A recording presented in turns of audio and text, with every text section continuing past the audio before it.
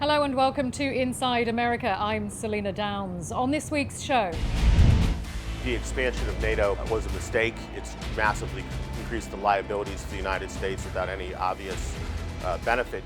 We need to continue to preserve the alliance and not have Europe at this point overreact to a United States president's comments. I don't think we get that much back. I think they're wonderful countries, but they're tiny. I mean, allies are allies. It doesn't matter big country versus little country.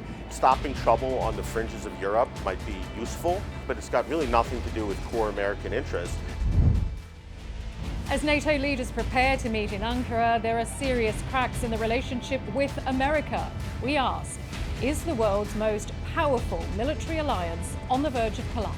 I hear it all the time of nations asking, can we depend on the United States? Will the U.S. be there? Not will the U.S. defend us, but is the U.S. going to be there with us?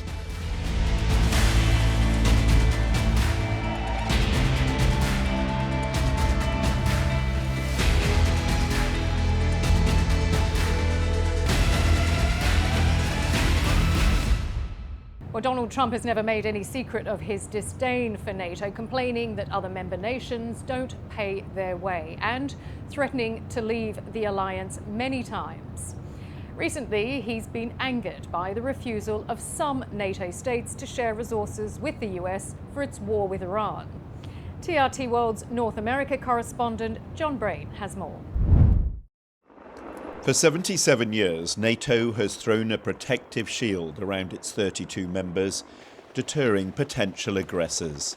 And for all those 77 years, the United States has been the essential backbone of the organisation, providing everything from the nuclear umbrella to the most sophisticated intelligence. But the current US president has never been a fan. I've always said, 25 years ago, I was somebody that wasn't a politician, but I was always involved in politics and I understood politics. I said 25 years ago that NATO's a paper tiger, but more importantly, that we'll come to their rescue, but they will never come to ours. That isn't actually true. The only time Article 5, the Mutual Defence Treaty, has ever been invoked was in response to the 9/11 attacks on the US. Its allies joined the resulting war on terror, fighting alongside the Americans in Iraq and Afghanistan. Most world leaders look on alliances and international bodies as a way of strengthening their nation. But Donald Trump has redefined the notion of American exceptionalism. For him, the US is the strongest country by far, so joining with anyone else can only weaken it, especially because in his view, everyone else is just taking advantage. And in one sense, he's been proven right. It's only now, and only after Trump's threats to pull the US out of NATO altogether, that all 32 members are contributing at least 2% of GDP to defence spending. I'm a supporter of the idea of NATO. I think it matters. And so I don't dislike NATO, but I think he makes a good point, which is an alliance needs to be a partnership. And by that, it can't just be that it's a one-way street where America provides 90% of the defense of Europe. Instead, there's a few nations that do their part, but many of them haven't done it for a generation or longer. And as a result, we've been subsidizing their national security. And on some level, I'm thinking to myself, what if you're an American who's having a hard time paying your bills, and you're helping, because of taxes, you're funding the defense of Europe, but the Europeans don't defend themselves. Donald Trump relished his success in making everyone pay up. One of the presidents of a big country stood up and said, well, sir, if we don't pay and we're attacked by Russia, will you protect us? I said, you didn't pay? You're delinquent? He said, yes, let's say that happened. No, I would not protect you. In fact, I would encourage them to do whatever the hell they want. You got to pay. You got to pay your bills. It would be politically and legally difficult for Trump to withdraw the US from NATO, but is he undermining it from the inside? The US plans to reduce the number of fighter jets available to Europe by 50. It'll remove all 8 aerial refueling tanker jets and will reallocate an aircraft carrier previously assigned to Europe.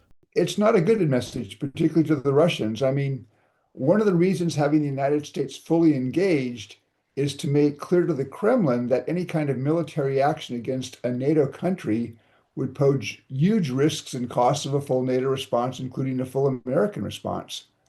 I think today, if you're Vladimir Putin sitting in the Kremlin, you have doubts about whether the United States would respond to a Russian attack on a NATO country, and that lowers the risks and costs, and I think that makes things a bit more dangerous.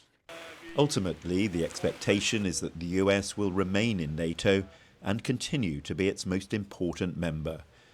But it's clear the other nations will be expected to share far more of the burden in the coming years.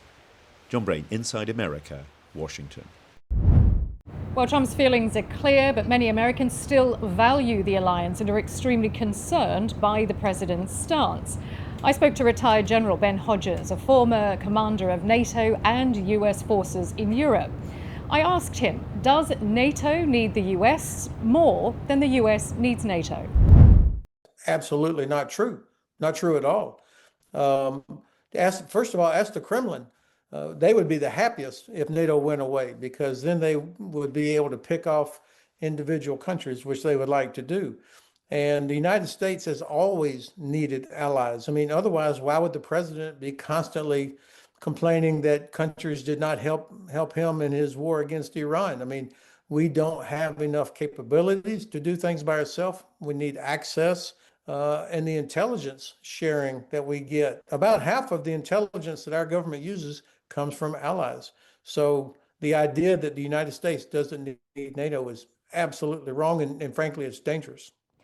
Secretary of State Marco Rubio, that was one of the criticisms he made during the recent war in Iran, that the US didn't have access to some of those European bases, and he's questioned what is the alliance for if in times of war the United States can't access those bases as the alliance was intended to.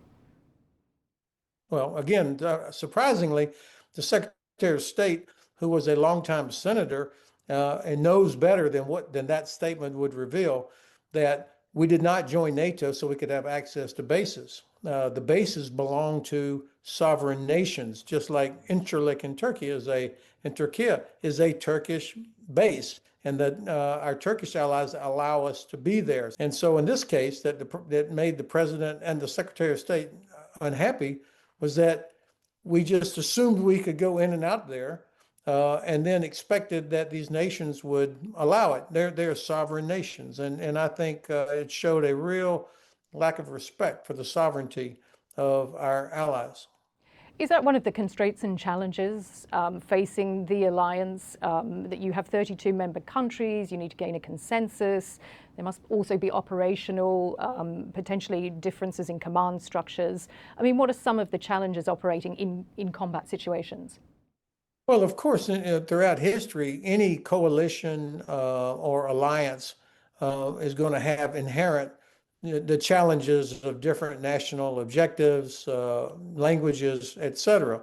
But at the end of the day, it is always better to have a lot of friends who are like-minded and who are committed to the same things you are. There's a lot of things that could be done to make us more interoperable, more effective. So it's a never-ending task, I'll say it that way. But again, none of us, including the United States, has enough Air Force, enough Navy, enough intelligence, enough land forces to do everything that has to be done to protect our interests. It's never been perfect, but at the end of the day, we're always better. And the Russians wish that they had allies that could be helping them now, given the terrible situation they're in.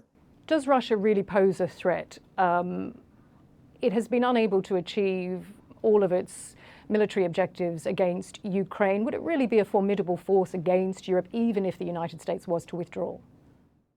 So this is an excellent question, and not everybody is convinced. The best way, of course, to protect Europe from a Russian attack is for Ukraine to be successful, to defeat Russia, to force them to live inside their own borders, the 1991 borders. But the fact is, Russia has no interest in doing this. I met so many people that say, come on, Russia will never attack Ukraine. It makes no sense. And yet, of course, we know that they did. And this time, an attack against, let's say, Latvia or Estonia would be different from the attack on Ukraine, because the objective is different. Russia's objective is to break NATO, to demonstrate that Article 5 does not work, that countries would not actually live up to that. And so you can imagine a smaller, limited attack against Latvia or Estonia or Lithuania. And then the Russians stop and say, do you really want to have a nuclear war over this piece of Lithuania or Latvia? And if the answer is no, if the alliance is not willing to go fight to recover that part of a NATO ally that was taken, then that would be the end of anybody believing in the Article 5 guarantee. That's the Russian objective. I mean, the United States says Russia is not a threat to US national security interests, that China is, and that it needs to withdraw some of those resources from Europe and pivot to the Indo-Pacific.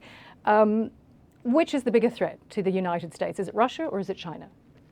Well, I think the near term, the one that is the biggest threat to American prosperity and American security, because of Europe being our biggest trading partner, is clearly Russia. They're the ones that are actively involved in a war on the European continent, and they're conducting gray zone operations against many of our allies now. So the Russians are in effect at war with us, even if they're not launching missiles against Bremerhaven or Gdansk or Izmir.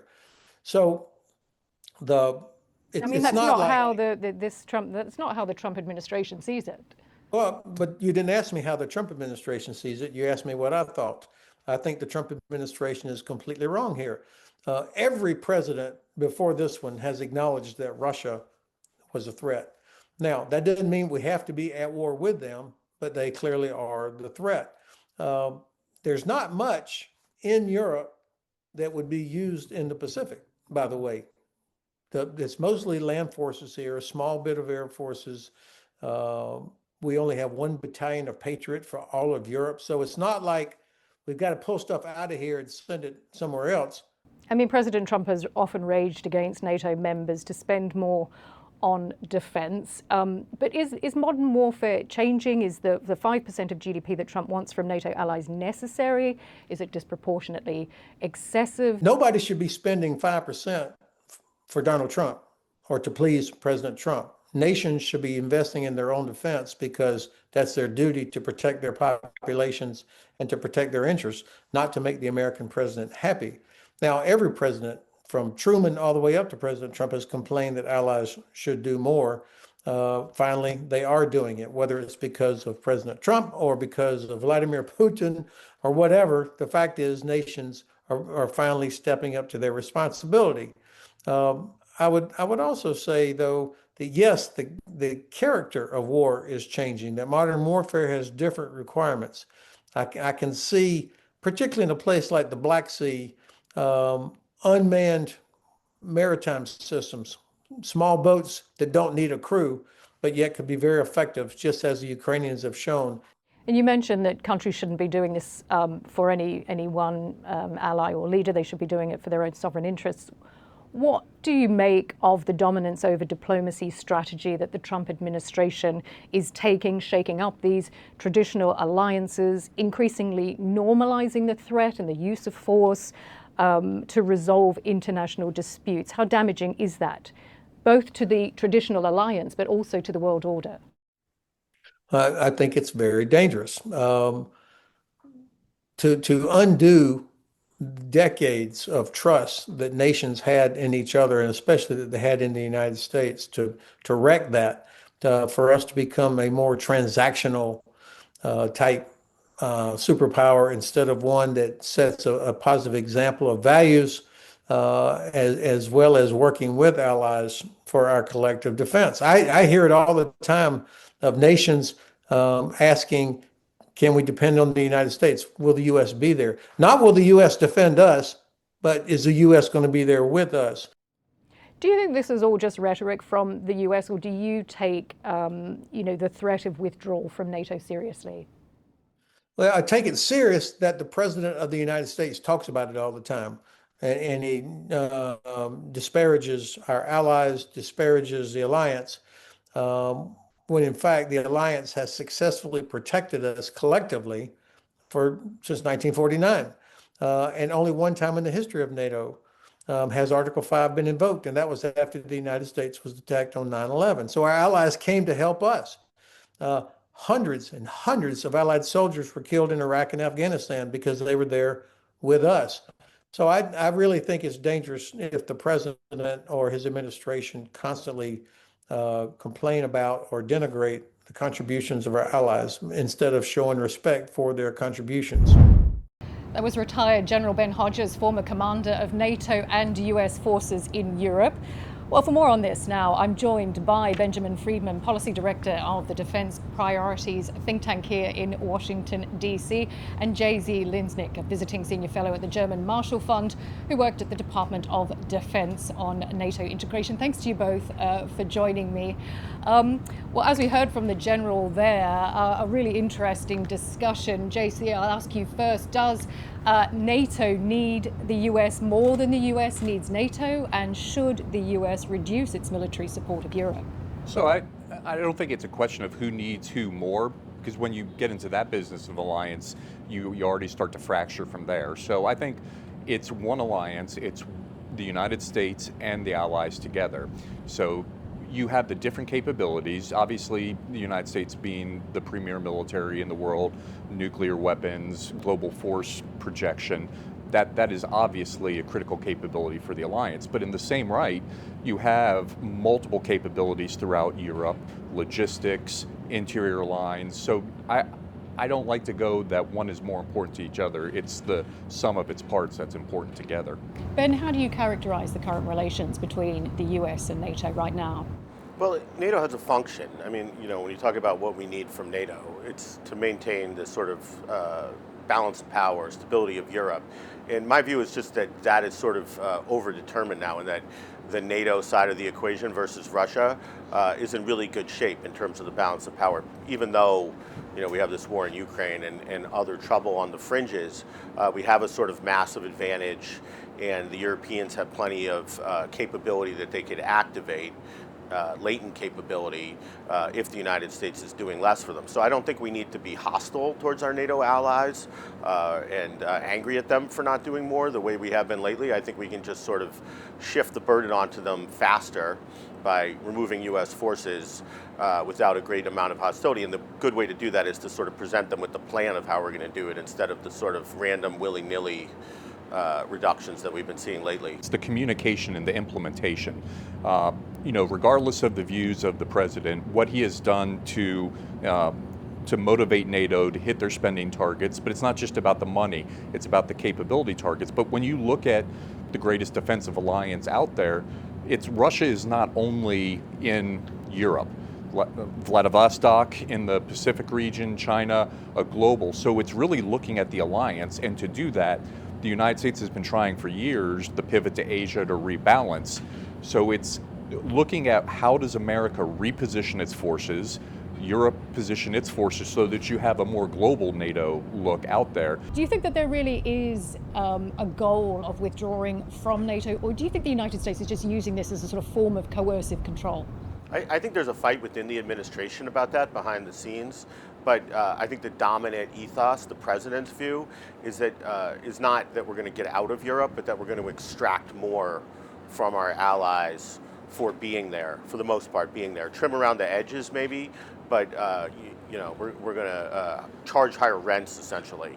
So I think that's really what's going on. And then you have some people in the Pentagon who'd really like to shift sort of at least conventional force responsibility onto the allies. But Trump, and then you also have a layer of punishment with Trump where he does little things, and sometimes I think actually sort of forgets that he was going to do them or said it, where he says he's going to take troops out of Germany and things like that, purely as punishment, not part of some larger plan. Yeah, taking troops out of Germany, saying basically that US allies didn't step up during Afghanistan and in wars to help the United States. It's not helpful to a constructive alliance. It's not, and it's just not true. I mean, particularly in Türkiye, forces in NATO, in the Balkans, Kosovo.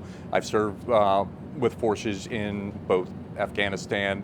We have all our other NATO allies. But I think one of the things, there's an over-fixation on the White House and the president at times. I think arguably the U.S. Congress has given some deference to the leader of its party. But now you're seeing through the process caps being put on, restrictions from Congress about what force posture should be. So you are seeing those checks and balances within our government, and that's something to communicate to our allies as well, is that the policymakers in the executive branch can say one thing, but Congress gets a vote as well, and they maintain their own relations with our allies. Does a stronger Europe give it greater leverage against Washington? Because at the moment we're seeing obviously the US taking obviously a more dominant role. A stronger Europe, whether it's militarily or whether it's economically, surely that gives it greater leverage against the United States. Well, I think it does in a way, but the EU struggles to function as a coherent entity on foreign policy in particular, so I'm not sure how much stronger Europe has gotten. But I think the administration and past administrations have made a big mistake in that, while they've wanted European militaries to do more and get more out of the alliance, militarily they've sort of squashed the political side of it and said, we want you to be deferential to us.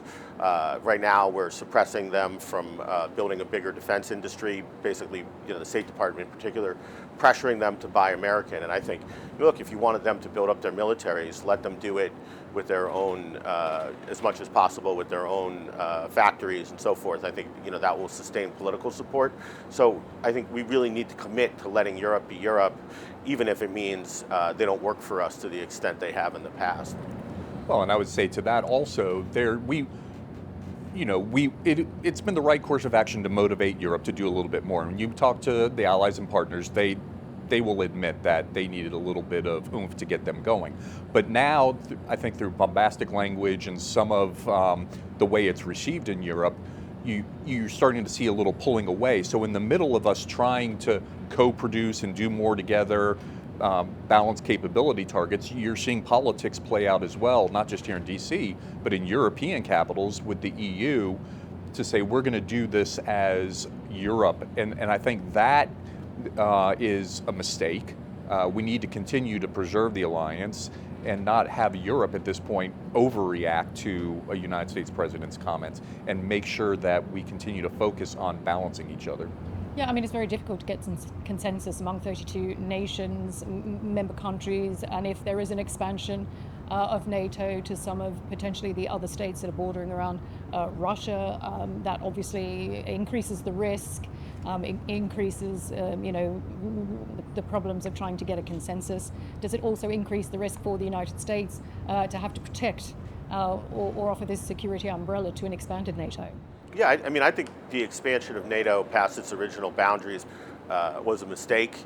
I think it's massively increased the liabilities for the United States without any obvious benefit. Now, you can't roll back the clock, but there's a lot of pressure created on the United States to kind of make these commitments meaningful with troops and weapons and other things. Yeah, and I guess it gets a lot back from those members, doesn't it? It gets intelligence sharing, it gets an expanded fleet of the Navy and the Air Force, which I suppose the United States would have to expand its own. Well, I don't think we get that much back. It's debatable. Baltics are, they make a big effort. I think they're wonderful countries, but they're tiny and they're vulnerable. So the trade-off for the United States seems to me a lot of net minus signs with only a small plus ones. J.C., would you agree? I would say, we can use the terms tiny or whatever, but I can remember personally calling for air support and 2 Dutch F-16s showing up. So, allies are allies. It doesn't matter big country versus little country. And as a career intel officer, I've watched Vladimir Putin for a long time, and I totally understand the argument in line that NATO has encroached on Russia. And so from the threat perspective, you can see that. But reality has played out. There's been one country that's invaded another country, and that's been Vladimir Putin. And at this point, left unchecked, he tells us every December for 4 hours what he wants to do. So it shouldn't be a mystery at this point that in order to prevent that, the NATO alliance as a whole is the one thing that will suppress Putin's desires. Putin hasn't actually ever said, has he, publicly, that he wants to dismantle NATO, but just that he doesn't want NATO on Russia's doorstep. Well, I think that a lot of Russians would like to dismantle NATO, but it's sort of understandable. It's a military alliance that's sort of fixated on them. They're not really doing anything about it, though. I think that's the main point. They're bogged down at great cost in Ukraine. I really don't think they have the capability, even when they rebuild from that, to go much further. They're certainly not going to resurrect their Soviet empire and go back into the heart of Europe as we feared during the Cold War. So I just think we need to think about what our interests are. Stopping trouble on the fringes of Europe might be useful, or it might be feel good, but it's got really nothing to do with core American interests. And when you threaten to do things that are really kind of on the edges of your interests, it's hard to make those threats credible. So I think, generally speaking, we need to be doing a lot less. So protecting core American interests in what way? Pivoting to the Indo-Pacific? Or well, trying to stay out of useless wars for the most part, and not waste so much money, trying to police the world, I think would be my starting point. Maybe there's some more things we can do in the Pacific, but mostly I think I'd like to see forces we have in Europe and some other places come back here and focus on, the United States and, maybe spending a bit less money on the Pentagon. Well, I think, when you look at ultimately what we want to do is the deterrence, both against Russia and the rising threat from China as well. And you can do that, deter attack on the continental United States and the Western Hemisphere as the current administration's policy. But part of that is why are we in NATO? Obviously, it's for our friends and allies, but we're in NATO to defend ourselves forward. And you do that by having forces in Europe, but also in the Pacific as well. All right, interesting discussion. Thanks to you both, J.C. Lintzenich and Ben Friedman. Thanks for both of you for coming here. Great insight and analysis. And that is the end of the show. Thanks for watching this edition of Inside America.